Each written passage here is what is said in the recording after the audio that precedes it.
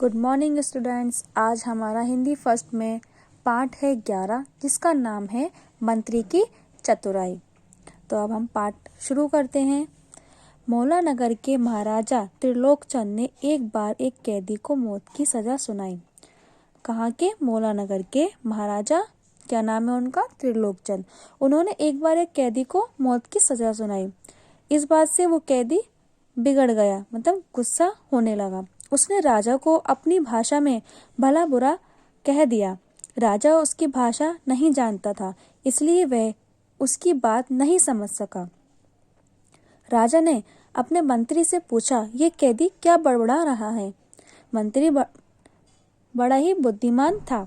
उसने राजा से कहा, महाराज, यह कह रहा है कि जो दूसरों के गुनाहों को क्षमा कर देता है, ईश्वर उस पर खुश होकर उसका भला करते हैं।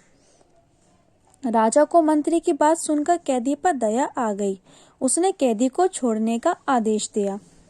इतने में दूसरा मंत्री बोला, नहीं नहीं महाराज, इन्होंने आपसे झूठ कहा है। वह कैदी तो आपको भला बुरा कह रहा था, उसे दंड अवश्य मिलना चाहिए। राजा ने दूसरे मंत्री की बात सुनकर उत्तर दिया, तुम्हारी सच्ची बात से इसकी झूठी बात अधिक न्याय संगत है, क्योंकि इसने झूठ बोलकर किसी की जान बचाने की कोशिश की है। इतना कहकर राजा ने कैदी को आजाद कर दिया।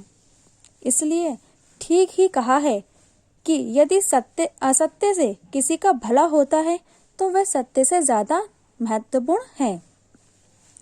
एक मंत्री ने झूठ बोलकर कैदी की जान बचाने की कोशिश की, इसलिए राजा ने उस कैदी को आजाद कर दिया। ओके बच्चों, ये पाठ हमारा अब समाप्त होता है।